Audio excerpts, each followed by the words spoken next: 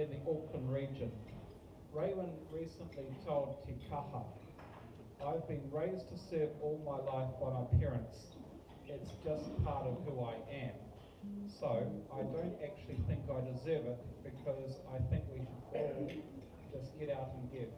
Well, Raywin, you're right that we should all get out and give, but actually you richly deserve the honours that have been granted upon you.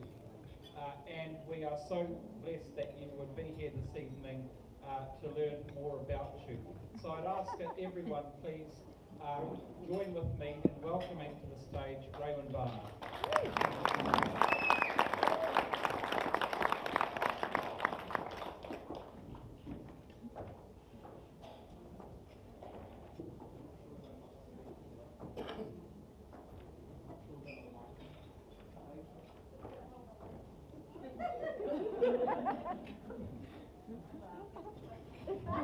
Okay, all right.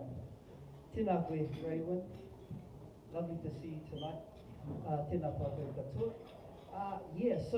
A beautiful opportunity to celebrate some of our shining stars in our local community. And so Raywin, I guess there's a lot that you've accomplished in many years, but the first question obviously is where did it begin? Your origins maybe, some of your, where you grew up. That would probably be the first question I'd like to ask. On the North Shore, and we're one of the few Māori whānau that lived in Glenfield. Most of the Māori whānau lived in Beachhaven. There was 9 families, because we knew them all in Glenfield. Okay, lucky play whenua, all right. And so Raywin, growing up for you, obviously there's got to be things that influence your direction in life. And so can you tell us a little bit maybe about some of those, the initial influences that you had on your life to sort of, I guess, steer you onto a pathway? Some of the biggest influences in my life is that I was raised in a big whānau, and so my mum was the oldest of her whānau. She was the oldest of the Whareroka line, so Uncle Abe and my mum were raised together, and then on her side she was also the oldest. So mum always had whānau coming around all the time to our house. I used to always think, why don't they go home? Why do they always have to come live with us? Why is there so many of them? I didn't understand it actually as a child. I used to think, these 3 of us already in the single bed, now they're putting another one in, because it was top and tail in my day. We didn't have our own beds, Michael Falls, we always shared. And so it always started with my whānau. Every weekend we went to our nanny, our queer. We went to her home every Sunday, and there was all her sisters and our koro. And so it started with whānau from a very young age. I'm sure many of us in the room could relate to some of those things you explained. So whānau was a big part of it, and always having people around. Yep. So I guess you learned in those early years how to, I guess, not always have your way. You had to share stuff. You had to look after each other, which is cool. And so Raywin, fast forwarding, I guess, a little bit into the future, and so your chosen path of employment and career obviously got you involved in community. And so could you talk to us a little bit maybe about your journey from your childhood through your educational pathway? So when I first went into social work, they started talking about mātua whānau, they started talking about whanaungatanga and poa te atatu, which I absolutely loved and think we should be using today. They talked about Māori models of practice, and unbeknown to me, I was actually raised like that. So my mum would always put us in the car, we'd go to whānau's house, and mum would make whakako. I was raised on Māori bread, and I was saying to the kids the other day, Māori bread and bacon bones, and I said the only thing was when I was a child I used to say to my dad, there's no bacon on these bones, they're just bones.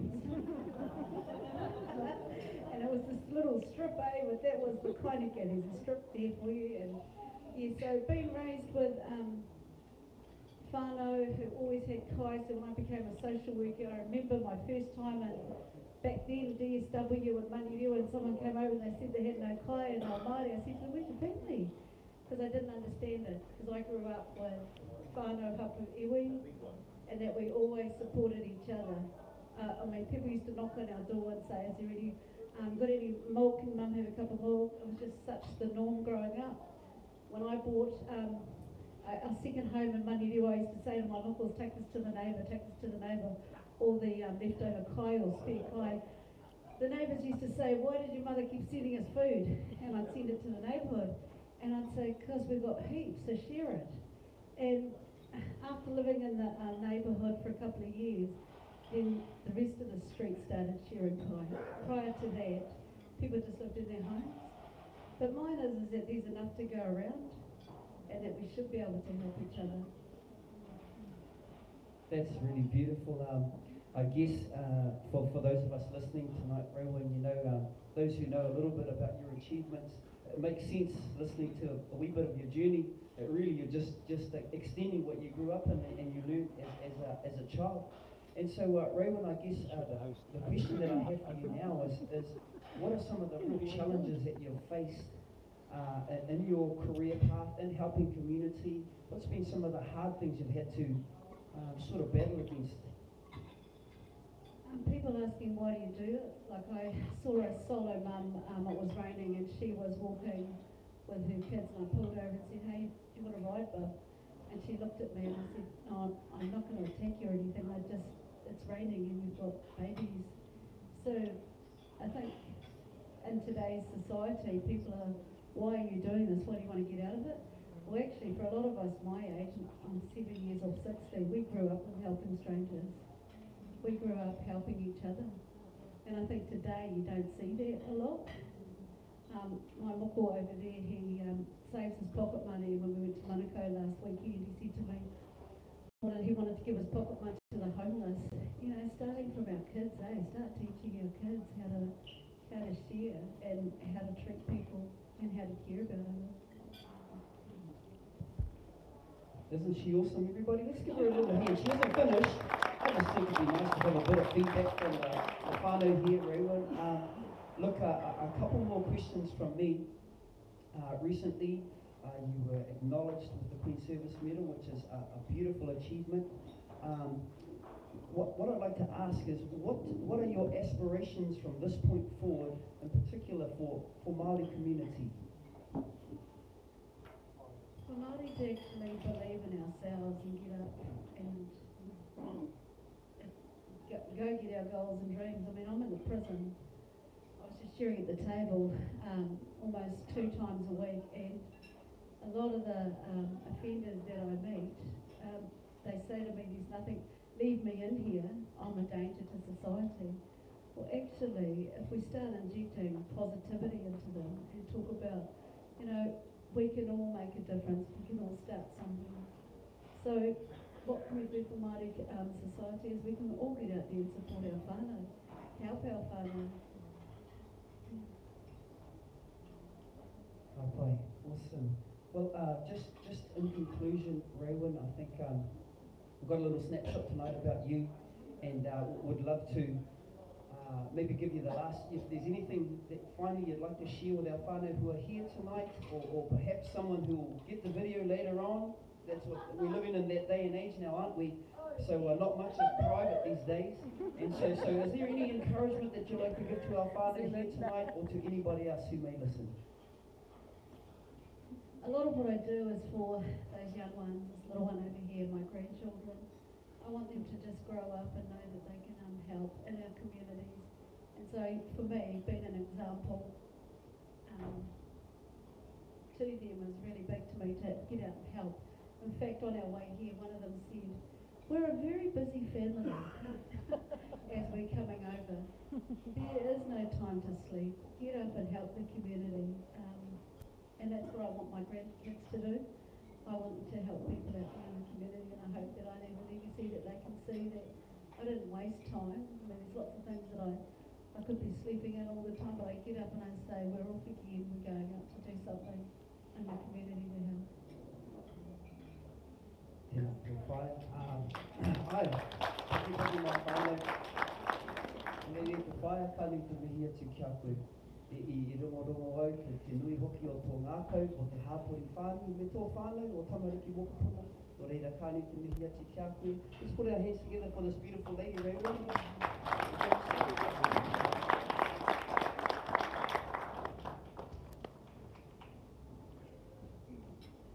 Thank you so much for that, Raywin. And if you weren't inspired by that, there's a heart of stone in you. But Raywin, I've known you a long time, and you are such a generous and good person. And I think that all of us should once again join in acknowledging Raywin for her work in our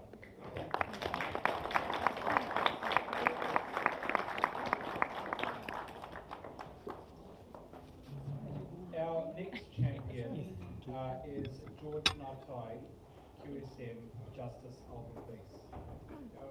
Rongakino George Ngatai was awarded a QSM for his services to Māori and the community.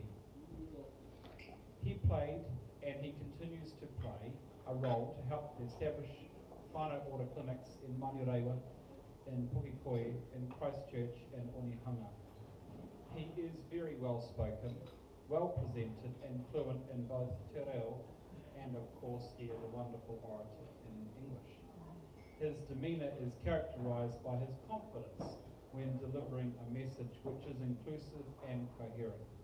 He is not swayed by popularity, rather he is swayed by fact, not fiction. Ladies and gentlemen, please welcome George Ngatai.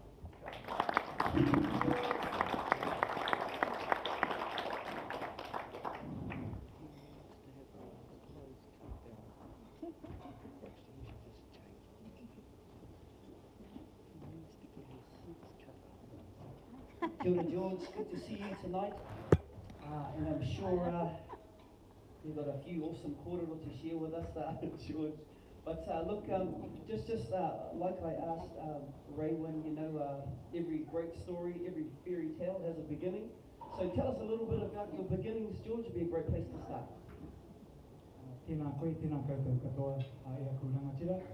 Kai atu hoki ki ngā manuhiri ko hara mai nei tēnei pō ki te whakanui hoki tēnei o ngā pō whakahira no reira ki ngā koutou. Well, look, I thought the first speaker was actually fantastic. She looks beautiful too. In fact, her husband must be really lucky. Well, look, I'm Ngāti Awa and Ngāti Mangepoto, and I too, like Raywin, come from a big family. I was the youngest of 8, and we were brought up in Whakatane, in Pāroa actually. So it was always like Raywin. We thought we were really wealthy and rich and stuff, and you know, we lived in a 3-bedroom house, but there were 8 of us. And then you know, we actually had a sort of a secondary home, and that was called a garage.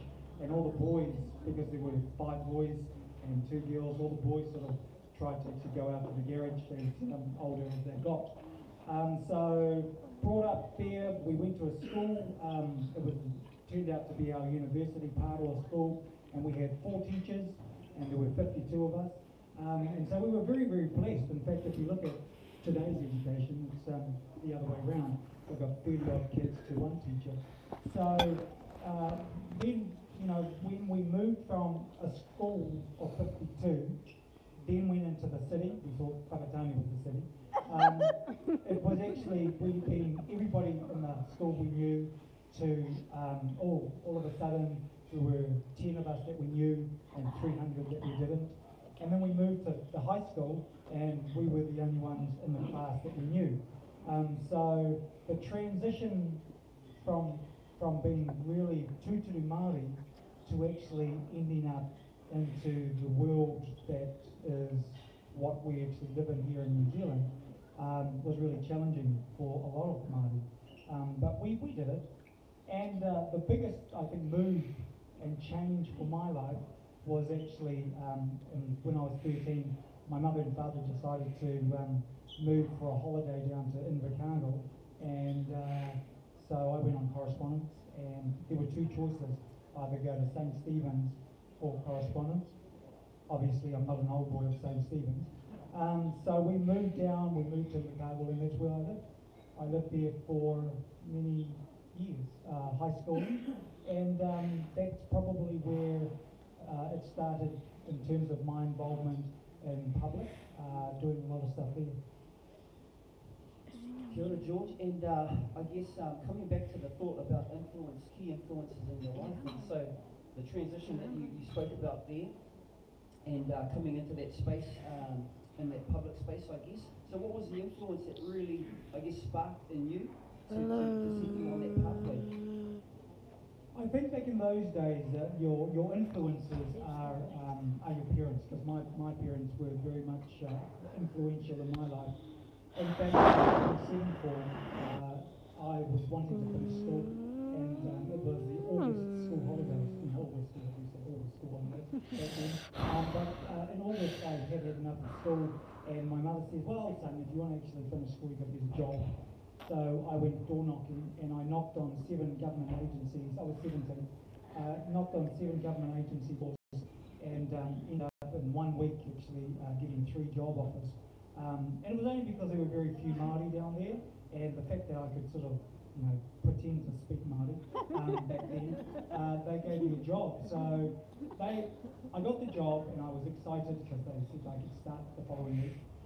And I went home, and my mother said, "Oh, no, you go back to school." And so my hopes were actually dashed.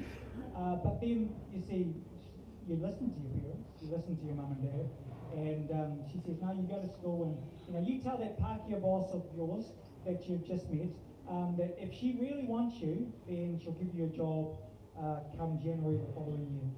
So I went back and I said, "Oh, I can't actually start because my mother said," and she giggled, and she said, "Oh, what a lovely mother." I said, "Not really, because I wanted the job."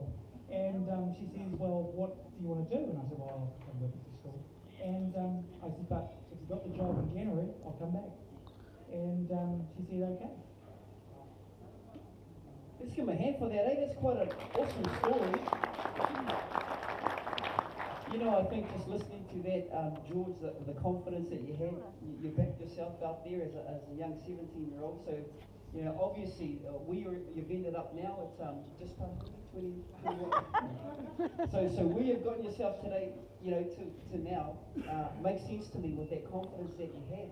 And so, we're living in I guess, a society, in particular with our Māori whānau, who oftentimes lack that confidence and they lack that drive and that motivation to get out there. I'm just wondering, just to have a bit of a exploration of your thoughts around that. Confidence. Well, yes. I mean, again, my parents were very, very supportive. In fact, they were too supportive because they were at school just about every day. And so you had to really behave. And I remember one time at high school I was playing up and the principal actually says, and George knows I don't even play up, but anyway, I was playing up. And the principal called me in and she says, "Oh, George, if you don't actually behave, then you're not going to do mana kōrero." And so I sort of had to say, oh, okay, then that didn't work because I just hung out with sort of the wrong guys and girls. And then my parents were in school the next day, and that's when things actually changed. So,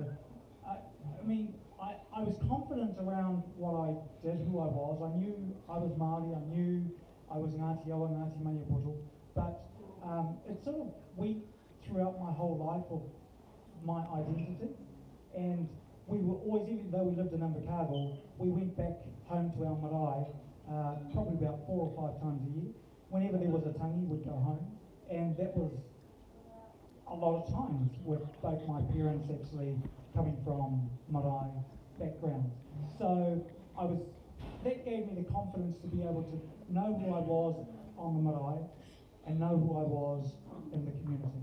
And the thing that I feel today is that a lot of our tamariki don't actually have that identification of where they're from, who they are, and actually coming down to a lot of mums are bringing up their kids on their own, a lot of dads are actually doing the same thing, but it's just constant messaging of just that encouragement and providing that confidence for our kids. Like, I suppose we do that, Rowan and I actually do that with our tamariki, our mokopuna, is that they're very confident in who they are, but we don't want that confidence to be whakahihi, and so we always actually say to them, just appreciate what you have and be good with what you've got.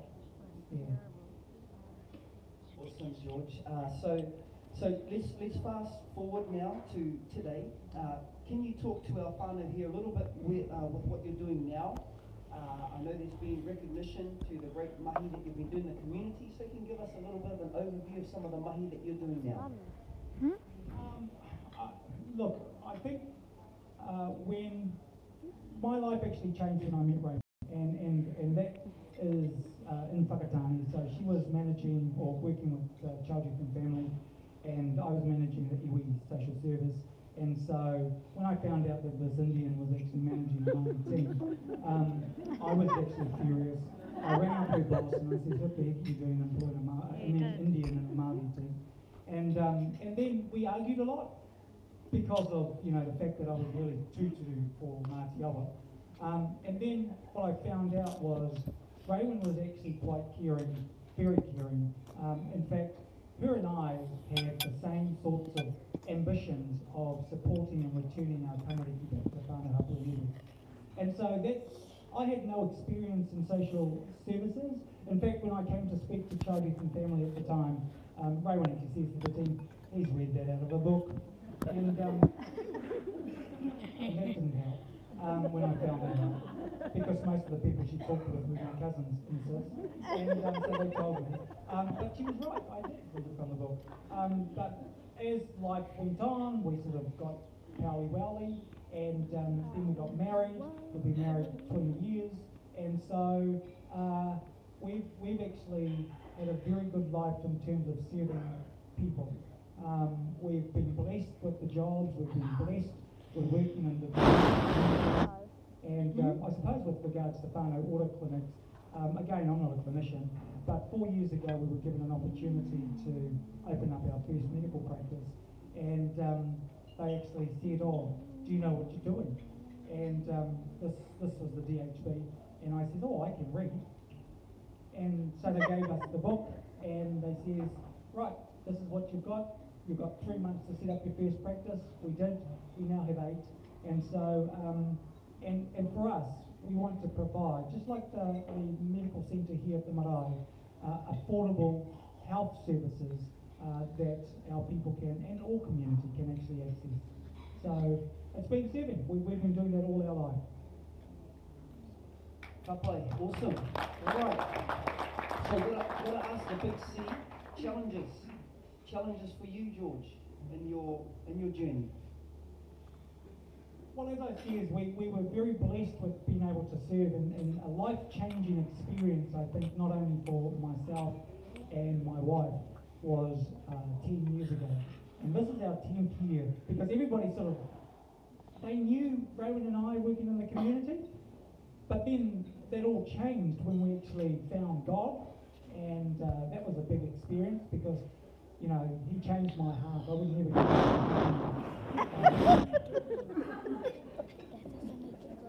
See, she knows me. And so when people would actually ask for things, including my father, I'd say no. And that was just for $20. But I wouldn't actually give anything. And I think my life-changing experience was actually walking into a church, and it was actually Destiny Church. I knew nothing really about the church apart from the pastor at the time was very sick, and he looked good, and I liked to look good too. But so that sort of worked. But you know, the first time I walked into the church and Bishop actually started talking, I was furious. I was furious because I thought one of my staff members at the organisation that I was managing actually told everything about what I did at work to the bishop. And I thought, the mongrel, the hua. And so I was really just getting angrier and angrier. And then, you know, that was actually changing, because the messages that I kept going back to was, you can come as you are, but you can't stay as you are. And the fact that it worked was that we're quite given. And I think that that's got something to do with God, a huge amount to do with God. And it's got also the fact that I'm married to a wonderful woman that is my conscience. And so whenever I actually sort of go tippy Heidi over there, then my conscience is going to go ahead. And we sort of, what skills she has are my failings, and what skills I have is what she actually lacks. And so together we do a lot of things. We've been working together for about 10 years now, and we never ever thought we'd do that.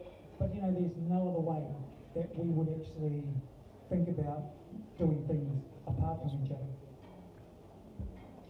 Kia ora, awesome, George. Wow, it's one thing to be, I guess, a champion, is our key word tonight, a champion on your own. But when you couple that together, two are better than one. And so it's awesome to witness and to hear the amazing things that you and Raymond are both doing. But George, maybe just a final question from me. What are your aspirations moving forward, in particular for our Māori community? I think as Māori, we tend to actually be very few in and around non-Māori circles.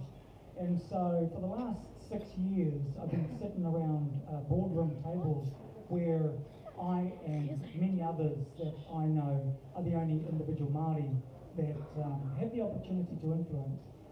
I think that when we're given an opportunity to sit around the table, self-gratification has got to go out the door, because you see the disparities of Māori Pacific and Asian in Auckland. You see the inequities of all of our people in our community. And so you're there to be able to represent their view. What people think around the board will actually help Māori Pacific and Asian are really not quite. They mean well. You know, the colleagues that I have around boardroom tables, they really mean well.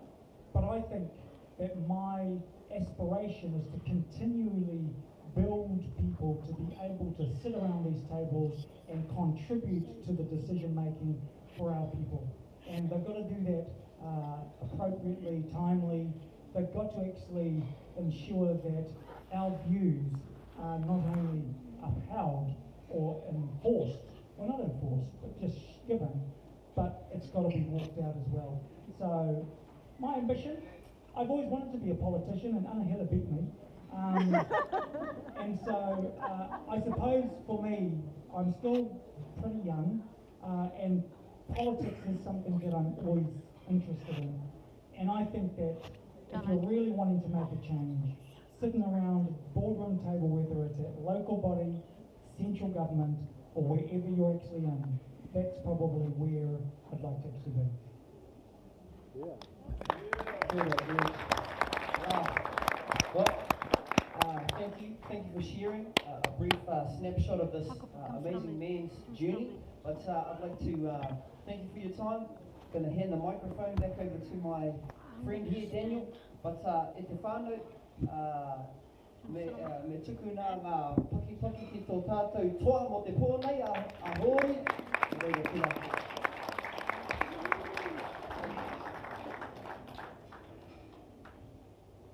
Thank you, George. Look, George, I've known you for a long time as well, and you continue to impress with your articulate and eloquent reflections about our community and about the work that we should all be doing in our community to make it a stronger, fairer and more equitable place. So thank you once again. Please join with me in acknowledging George.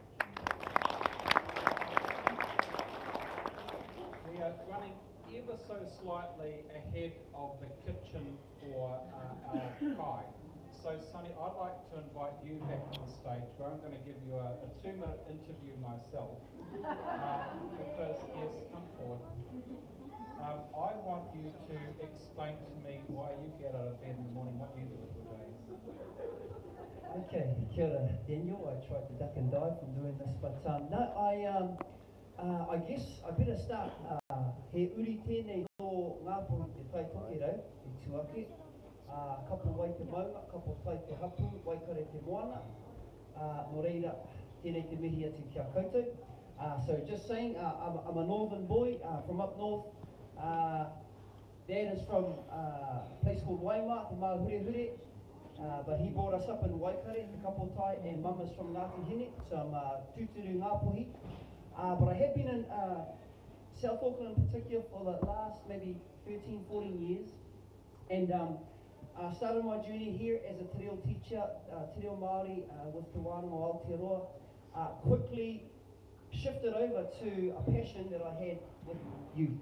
So working in non-government organisations for a number of years in the Māngere o Tāhiru areas, and then coming across to work with the New Zealand Police in Counties Manukau as an iwi liaison officer, Pōwhakataki, for a couple of years there. So I'm presently the Māori Development Manager at MIT, and so really resonate, I guess, with the two speakers previous to myself.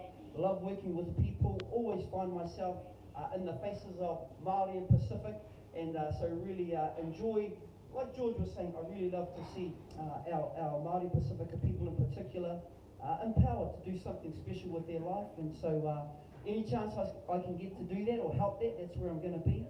And so in the same, what I'd like to do is also acknowledge Anne. Where's Anne? Anne asked me to come along tonight, Daniel, to help out with this space, and Anne's a good friend of mine, and she's probably ducked away in the kitchen. Where is she? Oh, she's in the kitchen. That's probably where she's where the action is. So can we put our hands together for Anne Kendall? Kia ora, Anne. I'm giving you props there, sister. Awesome. Thank you very much for it. But that's a bit about me. Well, I've got one more question actually. So tell us about the whānau, because you've got your better half sitting here tonight. So tell us how she ended up landed with you. Yeah, tell us. Yeah, okay. You put me in a pickle there. We might need a couple of hours, Daniel. I'm not sure if we got that much, but no. 90 seconds. 90 seconds. Okay, so this beautiful gem I found in a little central northern town called Taumarunui. Before I arrived there, I didn't even know it existed, but it was a bit of divine intervention to get me there. Obviously, I couldn't find someone suitable up north, and so travelled around and found Ness. So she is, we've been married almost 16 years, believe it or not, this year. We've got three beautiful tamariki, Keilani, Maya, and Benaya, so 2 girls and a boy. And yeah, we just live out the back here in Drury, and yeah, I love my whānau, they're awesome. And so if I was to ask her for her version of that story, would she agree with you, or be something rather raw and straight to the point? All right, give it up for Sunny. Just before our main meal is served, and yeah, Fire Ann has been a little bit cheeky because they didn't want an acknowledgement in this way, but Fire Ann wants to acknowledge